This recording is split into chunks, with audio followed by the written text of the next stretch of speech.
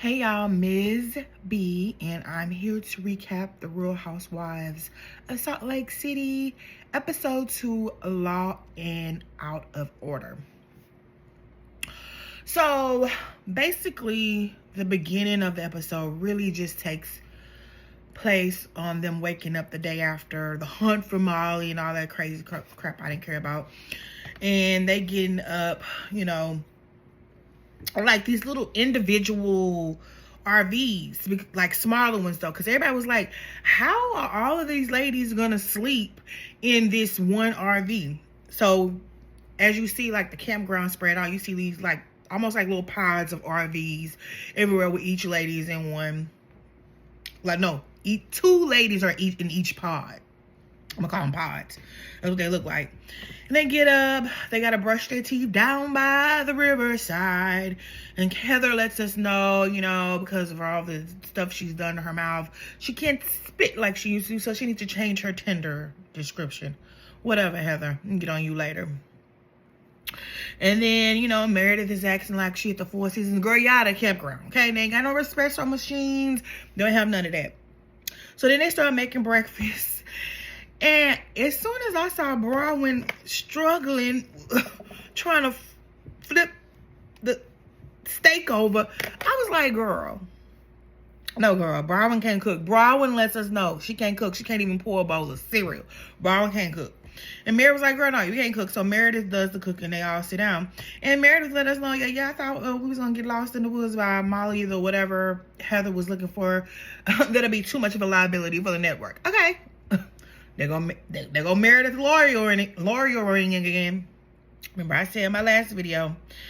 Anyway, they sit down. The scenery is really beautiful. The scenery is beautiful. You can see the animals, the snow. Salt Lake City, the production, the scenery is always top tier. Chef's kiss. I love it. And then they all sit down and eat their food. And then Heather starts having a conversation about her youngest leaving. And she's like ready to get on with this next chapter in her life. Because you remember her husband divorced her. And, it was her, job when they were married to take care of the kids.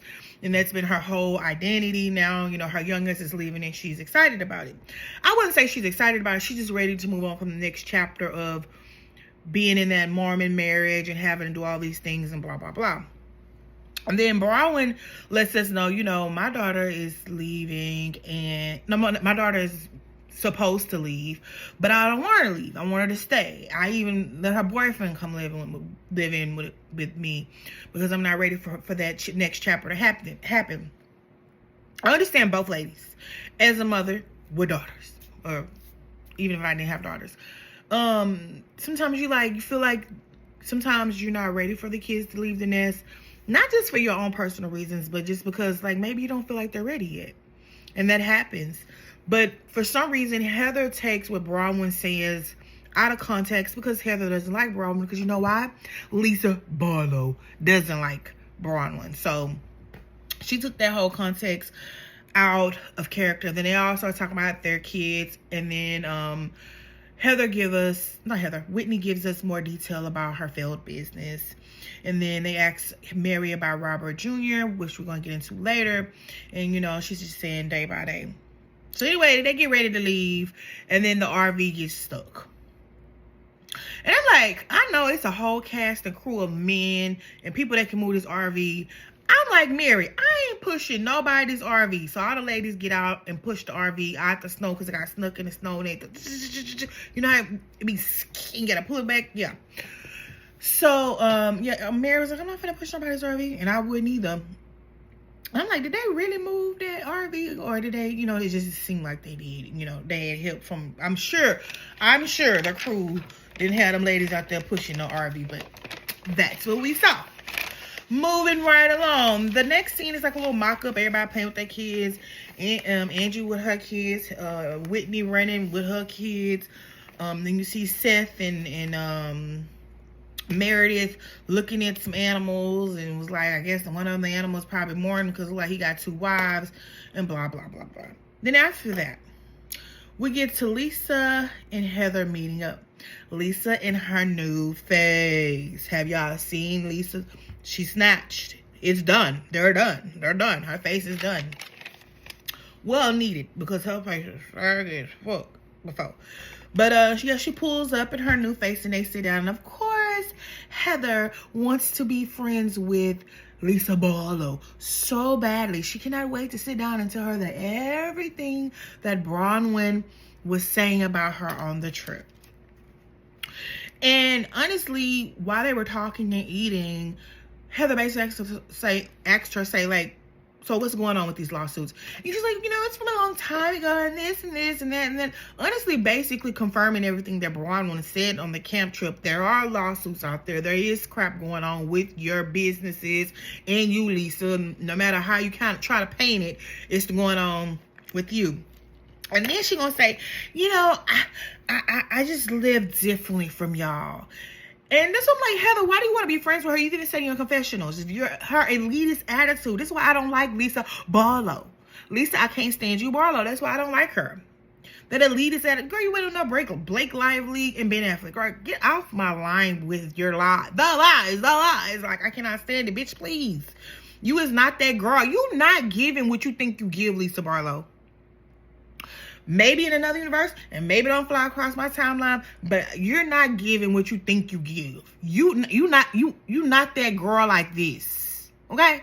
You a girl. I mean, all y'all got money and business and stuff, but you're not that girl like you think you are in your head, and that's why I do not like you. But Heather just want to be friends. Pick me, Lisa. Be my friend, Lisa. So bad. So bad. I cannot stand it. I was like, okay, pick me, Heather. That's why you got the damn black eye. Anyway, they sit down and talk about it, and Lisa just deflects and but basically confirming everything that Bronwyn said. And then she starts cry me a river. Go ahead with that. I don't care. Next scene, Whitney and Bronwyn go skiing.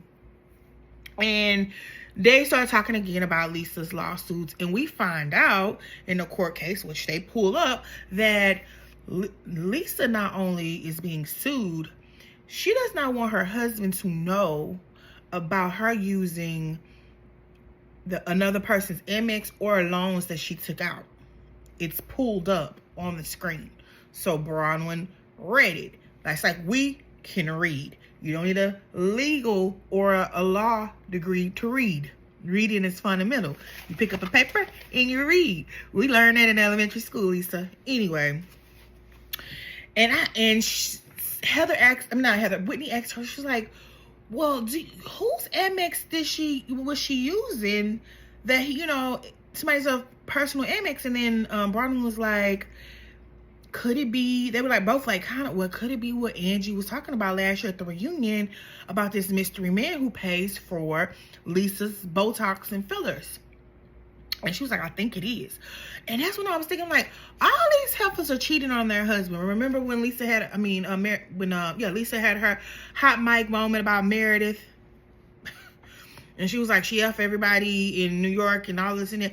All of them cheat on their husbands. Like, this seems to be a pattern. Like, every year we find out some more detail about their businesses or them cheating on her husband. And it seems to be Lisa and Meredith. But anyway, that's what happens. And it's not the first time we heard about Lisa and another man. Didn't we hear about the jazz tickets? What season was that? Was it Lisa? Yes, I think so. Anyway, moving right along. The next scene was Robert Jr. and Mary. All I can say is Mary is handling Robert Jr.'s addiction problem is the best she can. She's handling it the right way. Because, like she said, you cannot force somebody to do something that they do not want to do. And the addiction is a disease. It's a process. It is one day at a time. And if you've known anybody in your family that have addiction issues, it just don't go away like that in the blink of an eye. You have to want to get clean, and you also have to change your friend. He says he's changed his friend groups, but he still struggles. And we know as of recently, he was arrested again, crawling through somebody's doggy door. But I also saw Mary on SiriusXM, and she was just like, I can only do what I can do. He has to want the help. And I really feel like Mary is handling this Robert Jr. situation the best she can. And I'm glad she's being so transparent about it, because it can help a lot of other parents that's going out there, or family members going out there that's dealing with somebody that's in the deep throes of addiction, and it's not a fun place to be. Anyway, the next scene was Braunwyn meeting with Heather. And I was like, you know what, Braunwyn? I really, really like you. And y'all not going to make me dislike Braunwyn. I like Braunwyn. I like Braunwyn Newport. I like her. I've been liking her since she came on my screen last year. I'm going to continue to like Braunwyn unless she does something. And then I'm going to be like, girl, Braunwyn. Okay, now. Not so much. And I was like, how Heather got out that car, like, told the driver, like, pray for me. Heather didn't want to meet with Braunwyn. Braunwyn, I want you to know, Heather, as long as Heather is thirsty for friendship with Lisa Barlow, she is not going to want to be your friend. So they sit down and, you know, Braunwyn's clarifying, hey, I think when we were talking about our daughters, you took it the wrong way. I wasn't trying to say it like that. I was trying to say it like this. And she was explaining herself. And then Heather was like, you know, it's a lot of word salad. And Braunwyn was like, that's rich because all Lisa Barlow do is word salad. A whole bunch of crap. It's a whole bunch of words not making no sense, not saying nothing at all. So they finish up their lunch. But you could clearly tell Heather was just brought there probably by production to meet with Braunwyn. And I want Braunwyn to know. Maybe maybe their friendship will, you know, move above later on in the season. But right now, what I'm seeing on episode 2, I want Braunwyn just to let Heather go be under Lisa Barlow's ass. Moving on. So the party of this Amy socialite. I'm like, is Amy going to be a newbie? Well, it didn't look like it because the way they was acting up in her house and the way she was looking like. She's a socialite. I'm like, every time they bring up somebody on there, they're a socialite. They're the biggest in Utah. Everybody knows their name. They have the biggest house, whatever. Everybody arrives, and I thought this would be an episode where I do not have to deal with Dingy Brittany and the Osmond boy. But no, I got a double whammy. I got Dingy Brittany and the Osmond boy in the same scene. Oof. Thank me. And then Seth and Meredith walk in the door, and apparently, like, they had like this little champagne flutes they were putting like through the little hole. Why does Seth always have to make sexual jokes? Because he called it, that's like the glory hole. Why is he so nasty and cringy, and he gives me perv vibes? Anyway. Everybody's at the party, they're chilling, drinking, champagne flowing, everything. And then we see Lisa Barlow coming in late. I saw a lot of content creators say, like, Lisa Barlow is that girl, like, she's the queen bee of the show. I don't think so. I think this is the season where Lisa Barlow is going to have to go through the ringer and own up to her crap and all the crap that she talked about the ladies over the years. Every single last one of them she's talked about. This is her season for that. And I think that's why they putting a lot of attention on her, because I don't think she's that girl like that. You're not all like this. Okay, Lisa? Anyway, she comes in. She shades Angie and Braunwyn from afar. And her, Meredith, you know, canoodle. He's like, yeah, so tell me what's going on. You know, Heather told me at lunch a little bit about the trip. And Meredith kind of does what Meredith does, kind of partially tells a story. Then Dingy Brittany pops up. Brittany's here. Dingy Brittany's here. And she lets Lisa know, girl, yeah, not only were they talking about you, Angie compared you to Jen Shah. Not Jen Shah. I know I said on my last video, when Jen Shah get out of jail and she comes back, it's going to be like an iconic moment, best ratings ever. But I saw a clip somewhere where someone asked Andy Cohen about Jen Shah. He said, I don't never want to see her again. So that's that. We won't see Jen Shah on our TV screens no more. Well, not on Bravo, at least. So she compared me to a criminal. I cannot believe she did that. So all the ladies can hear that Dingy Brittany had told her that, and that they're talking about Angie and Braunwyn. So eventually, let's talk about it. Like, let's get it out on the table. So Lisa goes up to Angie. Angie starts talking, but then Braunwyn's like, hold up. I'ma stand on 10 toes down on what I said. What I said was, and Lisa's like, I don't want to talk to you. I'm dismissing you. I don't want to be around you. I've known Angie longer. Like, Lisa has a very hard on for Bronwyn. I've never seen her so extra overly irritated by someone. That means Bronwyn is someone that Lisa probably is a little bit jealous of. Or there's something in the back end that, because I mean, like all the tweets that she was doing that they kept showing of her talking about Bronwyn, calling her narcissist, calling her this, calling her that, and then how she was just acting and just going off the hinges about Bronwyn, just the whole part of her, just Bronwyn standing there, she was just like, it's some there obviously. She's either jealous or something. There's something there with how Lisa feels toward Bronwyn, because she ain't that damn deep. Yeah, so Lisa just started yelling. She's trying to dismiss Bronwyn. Bronwyn was with her champagne. She was like, no, you can't dismiss me. I said, she had her champagne in her hand, and she was like, this is what I said, and I want to tell you. And she was reading her facts. I read this in a lawsuit. I read this in a lawsuit. I read that in a lawsuit. And we've seen it on the TV screens. The lawsuits are popping up.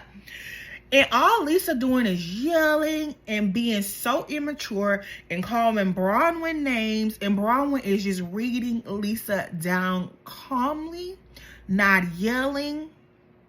And then Bronwyn was like, stuff that I read in these lawsuits, everybody needs to know. It gives us pause. And then Lisa Barlow comes out of the blue and was like, no, what needs to give us pause is you're a gout dick sucker. And I said, what's she say? A gout dick sucker. Yeah, a gout dick sucker. Whitney Confessions like, I thought gout was only on your feet. I was like, me too. But she's implying because Todd, Bronwyn's husband, is older. And she said it twice, you're a gout dick sucker. Gout dick sucker. I was like, girl. All she was doing was calling her names. She called her a pig. She called her everything. All she was doing was yelling, and Bronwyn was just reading her. She was like, girl, no, what you need to do is pay your bills. Girl, you need money for your Amex. And she was like, okay, I suck my husband's dick. And Whitney was like, I suck dick too. She said, that's how you get your dresses. She was like, oh, yeah. How you get your clothes? Yeah, because, I suck my husband's dick. And you talk bad about your husband in Mexico. She's like, marriages go up and down. And she, you didn't know this. And in between the yelling of Lisa absolutely saying nothing but being immature in elementary school and calling Bronwyn names, we have a cringy scene of all the husband with the Osmond boy. Ooh. And them questioning him, y'all go together, y'all don't go together. I don't care. I don't even care about Brittany, so move back along. So then Lisa's still yelling, and all the people around, and whoever this Amy lady is in her house, and everybody's looking appalled, and like, she sucking dick, I suck dick, you suck dick, bitch, we suck. I'm like, so Lisa, hold up, I have a question. Do you not suck your husband dick? Or do you suck the man who Amex card you use that he's suing you? That's the one? Because everybody was, you're married. Why wouldn't you not suck your husband dick? You're married. It's your husband. Suck his dick. Is that a bad thing? And so basically, Lisa was just calling Bronwyn a pig. And she was like, yeah, and I'm going to create an online profile and just say nasty shit about you. And that's when she showed her slip way too far, because Bronwyn was like, well, you already did that. I'm glad you let us know that you're going to be doing it again. And Whitney was like, she sure did. She sure did already do that before. So Lisa, you thought you ate. You thought you did your big one with that gout dick energy. What the fuck is a gout dick anyway? But it didn't land like you thought it was going to land. It was not cute. It was like Bronwyn was so calmly not yelling, sipping her champagne, reading you down. Reading you down with your own teeth. That's public information. And all she kept saying, you not no lawyer. You didn't finish college. You not. Girl, you don't have to be a lawyer to read someone's complaint. Just pull it up and read it. It's words. And the way Bravo highlighted the certain sections that Bronwyn was bringing up wasn't hard to understand. So your reads were landing, and you just kept going. Just call her names. You disgusting. She always, that's always her pivot when she had nothing to say. You disgusting. I can't stand you. You're a pig. You're disgusting. You're not. Girl, they should have brought out a coloring book, because all you did was just say a whole bunch of nothing. Word salad in elementary school. That's what you did, Lisa Barlow. Lisa, I can't stand you, Barlow. Still don't like you. Even dislike you even more. But that was the end of the episode, and they were at this lady house screaming by sucking dick. Whoever Amy, the socialite, is. And I was like, is this gonna be a friend of? Are we gonna see Amy again? Like, why we at her house? What is this about? Like, what did they do? Why she got the... Who is this Amy lady, and why is she here? But I also watched What Happens Live, and Bravo was on there. And I remember a long time ago, or last year, hearing that Bronwyn had some legal stuff in her past, and apparently it's gonna get brought up in the next couple weeks, because Andy brought that up on Watch What Happens Live. But I liked Bronwyn on Watch What Happens Live, and the guy that makes all her, I forgot his name, that makes all her couture pieces was in the audience. And he was like, y'all not gonna come for my pieces that Bronwyn be having on. It takes hours to make. That is art. That is couture, darling. Couture. But anyway, that was my recap on episode 2. It's crazy. When I was looking on Peacock, I'm like, why does it say episode 3? Because they keep putting Watch What Happens Live as an episode of Salt Lake City. I was like, why are they doing that? But yeah, I mean, that's Bravo for you. You know, they own the Peacock. NBC and Universal own the Peacock. Well, let me know y'all thoughts. Like, comment, subscribe. Let me know how y'all thought about episode 2. I liked it. Don't like Lisa. Heather's a pick-me and thirsty. Brittany's dingy. I like Whitney and Bronwyn's energy together. Meredith is gonna be Meredith Marks, darling. And I love Mary Cosby. I love Mary Cosby, how she handled that situation where her son is, that she's handling that very well. Anyway, yeah, like, comment, subscribe. Let me know your thoughts. Did you like the episode? What do you think about Heather and Lisa? And Heather wanting to be a pick-me so bad for Lisa. I want to be friends with Lisa so bad. Brittany too. Oh, she's my best friend, my sister. Oh my God. Yes, bitch. Bye, y'all.